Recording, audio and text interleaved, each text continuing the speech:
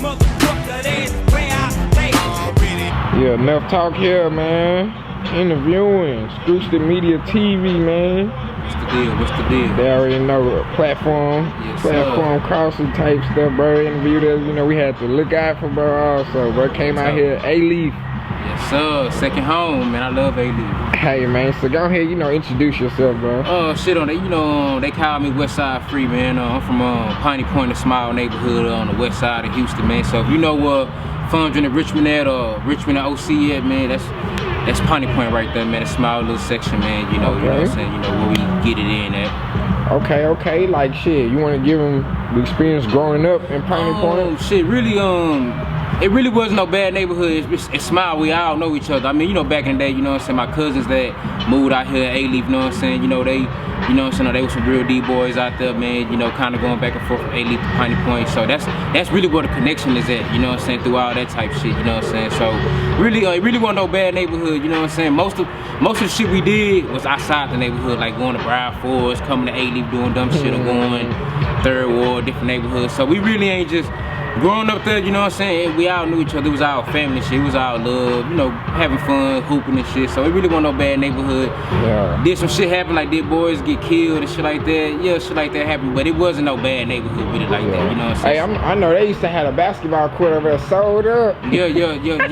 Janetta, you know, Piney Point Park, you know, that's 10, 15, 20 years ago, that was the park to be at, you know what I'm saying. Everybody used to go there. Cause I remember back in the day, Zero and Trey used to go there a lot. That's what boys don't know. Zero and Trey used to be there hooping up there, like real talk, you know what I'm saying? So, you know, we got ties in. I mean, well, I ain't gonna say ties, but like we kind of grew up knowing them a little bit too. Cause, you know, just cause they used to be up there a lot in the neighborhood. You know, they had, I remember like 2005, they had a street ball tournament, you know what I'm saying? We saw the real N1 players at our park. Okay. You know what I'm saying? So that park definitely, you know what I'm saying, a lot of success. I mean, a lot of events and shit went on. Like Wicked Cricket, you know, RP Wicked Cricket, he used to be up there all the time.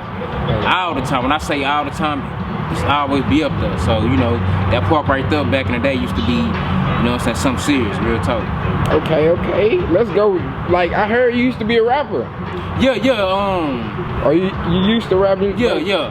I started off you know, engineering. You know, shout out to my people, DJ DAP. You know, he brought the music thing to my grandma's house. You know, he basically taught us how to, you know, engineer and all that. Then I started rapping a little bit, cause you know, my little brother, shout out Shaquay, you know, he a Christian rapper. He was way talented than me, so you know, I kind of was jealous a little bit being older than him, and you know, but he way more talented. So I wanted to learn how to rap, and you know, I did it. You know what I'm saying? I really did it because of my homeboys. You know, we was working together. They said, man, let's put out an album. So I said, you know what? I'm investing y'all. That's kind of dude I am, bro. Like, if I see my homeboys want to do something, I'm gonna take the time out to invest in them. So you know, I started learning how to rapping with those guys. I got better rapping with them because then you know they wanted to take it serious. So I invested a lot of money into that. You know, I started rapping. I got better, and then as soon as I got better, you know, the group kind of fell apart. You know how it is. Like when you in a group with like 10 people and shit. Yeah. It's a lot of say-sos. Everybody got opinion, you know what I'm saying? The money don't get split right. Like, my thing is, like, no disrespect to them guys, you know, but if I'm putting up 70% of money and I ain't seeing the return on my investment, it's gonna be a lot of frustration. So that's really kind of what happened with the rapper thing, you know what I'm saying? You know, once that situation ended, I said, nah, you know what? I don't think I want to rap no more because I really didn't want to do it anyway. I was just doing it because of those guys, because you know, my partners and shit. So then I transitioned to doing beats, you know what I'm saying? And you know, I basically taught myself how to do beats and shit, you know, watching YouTube and applying that shit. So you know, FL Studio days. FL Studio, you know what I'm saying? You know, I had all kinds of pianos, drum machines, I had all that shit, you know what I'm saying? But you know how life gets, you know what I'm saying? You gotta sell that shit, pulling that shit. So I really fell off on the beats, but I'm really trying to tap back in with that. Okay. Then you converted over to the media, from the beats to doing media with the platform and stuff. And that happened because, like I said, during the transition of stop rapping and making beats, I had a homeboy that's in Stay Down Production. Shout out SDB Booby. I don't know if y'all know him. Him and another partner of mine named Kevin, I went to high school, play football and basketball with. They said, bro, shit, do the media thing, do what Stay Down Productions do. I'm like, who the fuck is that? I ain't know the fuck they was. I ain't gonna lie to you. And you know, they showed me. It took me a while to find out who it was. I ain't know the fuck they was. So I went to their page and I said, okay, all they doing is just post the music and content. So I said, okay, let me try that shit, and I fell in love with it, you know what I'm saying? And then really what made me want to do it even more was when that dog ass challenge from OTB Fastlane. Okay. When that shit happened, that shit blew my page up, and I started seeing the followers and the likes. I'm like, oh, this shit real. Yeah. I could really blow up off of the internet. Cause like I didn't have no success with no internet shit. So this blogging shit, this media shit was the first time I had success with the internet. No bullshit. Like before then, I was selling CDs and shit for real. I was out here still with CDs and shit. So the internet, that media shit, shout out Stay Down Productions, they really showed me like you can really be successful off the internet. Cause I didn't fucking know. I ain't gonna lie to you. I ain't gonna bullshit you. Okay, then you came up with the name ScrewstonMediaTV. Yeah. Like, what made you choose that name? That's just really for the culture, man. A lot of people think it's like on some South Side shit. It's not. I always tell people, most of the interviews I did was on the North Side. Yeah. So obviously it ain't on no South Side shit, cause most of my interviews is on the North Side. So it's really just for the culture, man. Whether you Screwed Up Click, Switch House, it's all Screwston, you know what I'm saying? Started from DJ Screw, you know what I'm saying? Well, Daryl Scott, but DJ Screw, you know what I'm saying? So it's really just about the culture. It's not about no South Side, it's just the culture. So like when I go out of town to California, when they ask me, say, yeah, you know DJ Screw? Yeah. That's so to kind of put them up on game about our culture. Yeah. That's really what it's about. It's not on no South Side beef shit. It's the culture, the drink, the style, the way we talk, the cars. That's really what Screwston stands for, in my opinion. Yeah, that's what I was gonna ask. Like, what is the platform about? You wanna give them the little brief about? Because I had got some flack about the, you know, a lot of people saying that name was copywritten, which is not. Like, I done seen Screwston Records, I done seen Screwston Hair Salon. Like Screwston, that word is not copywritten, you know what I'm saying? You know what I'm saying? So I had got some flack from that, you know what I'm saying, from some people, but at the end of the day, man, you know, y'all should be happy somebody putting on for DJ Screw, man, because a lot of boys trying to let that man name die, and I ain't gonna let it happen. For real, dog, all the way, man. So shit, like after that, so what? Cause when like you broke it down or whatever, it's just when I hear Screwston Media or whatever, I think like just like you know the topics would be mainly about screw shit or whatever. And I thought about changing it, you know what I'm saying, but once you done already built like a fan base, it's kind of too late, you know what I'm saying? Cause like when I thought about changing it, I was already at like 10,000 followers, so changing it to something else would have been stupid. But I thought about changing that shit because you know, a lot of motherfuckers saying, oh, you don't post enough screw shit, but what I try to tell people, that's what I be sitting there with. What I try to tell people sometimes, you gotta mix the old with the new. This is 2021. We not in 1997. Like, no disrespect to the OGs, nobody, because I fuck with the shit. I still jam screw tapes and all that type shit, but it's a new era. You have to blend the old in with the new, you know what I'm saying? Like, we can't just continue just posting one set of culture, you know what I'm saying? Because I'm not gonna be able to get the younger crowd. If I post all that screw stuff, the dudes 15, 16, 17 who like young boy, they not gonna care about the fat pants and all that, you know what I'm saying? They might know of them, but they don't care about it because they didn't grow up listening to it. So that's why I try to mix the old with the new, you know what I'm saying? Because, you know, you have to get the younger crowd. This is a young man's game, whether we like it or not. You got to get the young people, or you ain't gonna have no success. How this shit works. So what can me asking, what do you love about Screw or about them times? Oh man, I mean, it was something different, bro. You know, like the rap game at that time, you know, everybody was doing, well, you know, East Coast had their style, West Coast had their style, Florida, shit like that had their style, Louisiana had their style. But they shit, the screw shit, the Switcher House shit was so far to the left. Because we would rap fast, I mean on like regular beats, and then we would slow it down to listen. Like, for DJ Screw to say, hey, I want to do that, you know what I'm saying, or that's the style I want to keep right there. That's crazy, you know what I'm saying? He took a chance, because in the beginning, a lot of people didn't like that shit. Like, that's people don't know. A lot of people didn't like that screwed up shit in the beginning, you know what I'm saying? But he stayed consistent with it. He believed in himself. He believed in his movement, you know what I'm saying? So I just appreciate how, you know, he kept grinding for something he believed in. You know, a lot of people lose faith when people say, oh nah, I ain't fucking with that shit. You know, he kept with it. So, you know, it was just something far to the left that had success, and you know, like, it eventually became really like its own subgenre of hip hop. If you think about it, like, it's really like its own subgenre.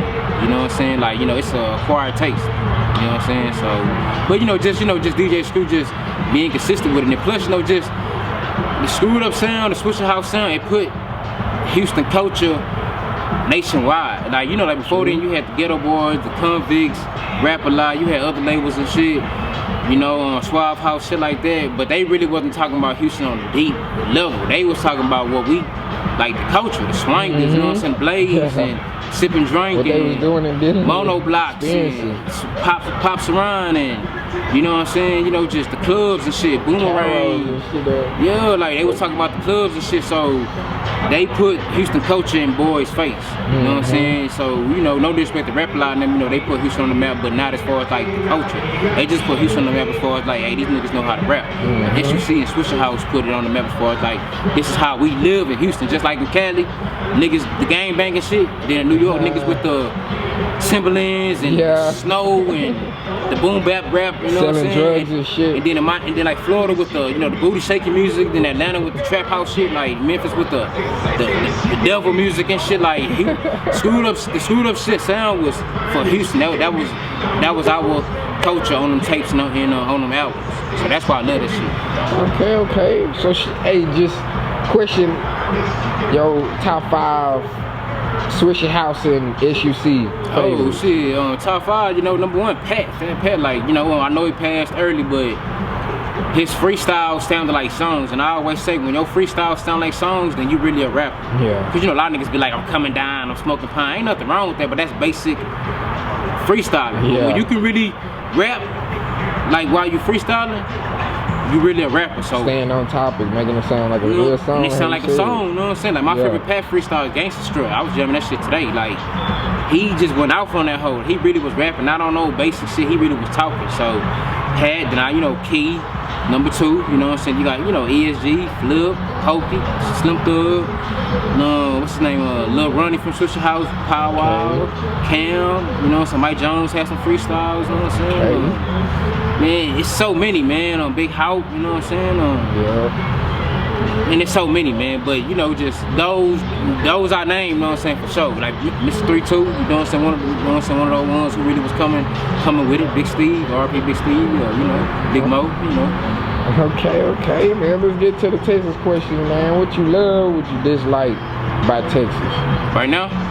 Shit, you know what I'm saying? Oh, I mean, you know, shit. I just love the culture of Texas. Like Texas is its own country, you know what I'm saying? We've been saying that shit probably forever, you know what I'm saying? Like when you go to other states, man, you realize how much Texas is different. You know what I'm saying? It's just the culture, the way we talk, the environment, the weather, you know what I'm saying? You know what I'm saying? We got good weather year round, you know what I'm saying? You know, just all that. You know what I'm saying? Like what I don't like about it now, you know, everybody moving here. Cause I remember at one point, people didn't like Texas. I mean, I ain't gonna say they didn't like Texas, but they'll be like, what the fuck is in Texas? Yeah. So now everybody coming out here. So now you starting to see Florida, New Jersey, New York, Cali, Louisiana, Oklahoma, Florida. Like I already said, Florida. They move out here, they visiting out here. They moving out here, they moving. Yeah. Like so, which I ain't mad about, cause you know boys got the right to do what they want. But I'm just saying, how y'all go from not fucking with Texas now, y'all, oh man, cheap land and shit cheap out there. I want to come out there now. So you know, I would say that's what I don't like about it, cause I feel like the culture kind of changing a little bit. You know, all them California folks coming out there bringing they thought process and all that type of shit they got going on out there to out here. So you know, but it's all good though. I mean, you know, it is what it is. I mean, you know, shit don't stay the same forever. Okay. Then the other Texas question: top 5 favorite artists from Texas. That could be new era. It need to be old. Really, you name all the old ones.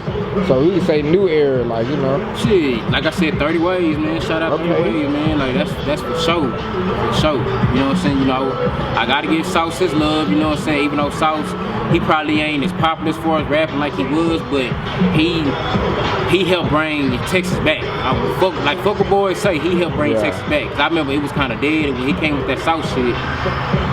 Niggas was like, what the fuck? Like that shit just took over. You know what I'm saying? So I would have to say South, Maxo. You know what I'm saying? You know, Lil Jeremy. You know, Tolliver. You know, Travis. You know what I'm saying? Got to give it to Travis, man. It's so many, man. Who else, man? You got Raw Rap, Nunu. You know, I fuck with the whole Raw Rap movement. Got the niggas out of Dallas. You know, Mo 3, Trap Boy Freddy, Yellow Bees. Niggas from Fort Worth. Murder Game PB, and you know, who else? Who out there? You know, the Go Yayo, even though he had the beef and shit, I still fuck with his shit. But my favorite Fort Worth artist is Lil Ronnie. Get Money, Lil Ronnie. That's my nigga. That's my nigga. I don't care no niggas. I fuck with his shit. You talking about that's Hood Fame? Hood Fame. GS Lil Ronnie. That's my nigga. Out of everybody that, at first, I ain't gonna lie, I was saying that out of everybody in Hood Fame, Yayo was the coldest. But nah, Lil Ronnie really the coldest. He surpassed him. I be jamming that boy. He surpassed him, you know what I'm saying? Like, not no hating shit, but sometimes, bro, like, you might start with somebody, they might be way more talented than you, but then you just figure it out, and then you figure your talent in the shit. So you know what I'm saying? Best gambler in Texas, man. He be representing that shit. I real talk.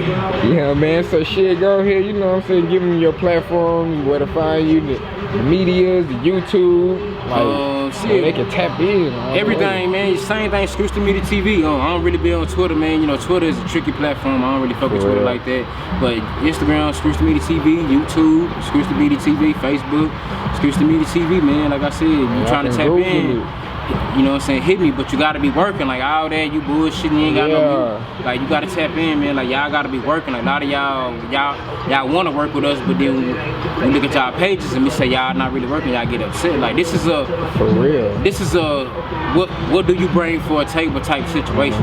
It ain't always about money. Sometimes, like I don't even really charge niggas, but if you ain't working out, you know what I'm saying, I gotta charge you, real talk. So, you know what I'm saying, just like you gotta be working, man, you know what I'm saying. So if you working, tap in with it, you know what I'm saying? We here to bring the spotlight. We can't be putting no spotlight over nothing type shit, you know what I'm saying? So yeah, you know what I'm saying. These cameras ain't $20 out of Walmart. It's like I paid a knot for my camera, which I should have, but I did it because I thought niggas had the expensive camera. So I got to get my money back from this, you know what I'm saying? or get my investment, get my subscribers up, you know what I'm saying, get my clout up and shit like that, you know what I'm saying? So, you know, but no disrespect though, like I said, if you working, tap in with me, you know what I'm saying? Hey man, I'll tap in with ScrewstonMediaTV. And then you say you not even in Houston right now, I'm in Austin, but you know, I'm actually finna move back. I like Austin, man, but like not on no weird shit, like not on no hating shit. Austin really, like, for a black man, I don't think it's a city for a black man. You know what I'm saying? The culture of that city really is kind of driven towards Hispanics and whites. Mainly whites. I was about to say that mainly whites, because that 6th Street, the bars and stuff, mainly the white people type. Like that's really the type of shit I see that's going down. It's hell out there, man. Like I'm paying $1,200 for a 1-bedroom, bro. Yeah. So I went out there because really I was going through some shit in Houston. Like around the time we supposed to have linked and shit, I was going through a lot of shit, bro. So I'm glad that day you didn't really link up because I was fucked up really. Everything happened for a reason, like I always say, man. But I'm really moving back though, so I'm really finna get my CDL, you know, I'm finna hit these streets and shit, you know what I'm saying, go get that big bread. But once I get my CDL and shit, I'm coming back home, man. It's time for me to really turn up. I just had to go away for a couple months and get my mind right, you know what I'm saying, put everything in perspective. And now, because everything is leading me back to Houston. It's the CDL company that's finna hire me in Houston. My family's in Houston. Most of my interviews in Houston. Everything is leading back here, so I'm tired of driving out here back and forth, man, trying to get some work in. So I'm finna come back home for real and really turn up. Hey man, we appreciate you all the way, bro. You, like, for real. ScrewstonMediaTV, y'all tap in, bro, on Instagram, tap into YouTube. Tap into Facebook, man. All the way. Say, and that's enough talk for them boys.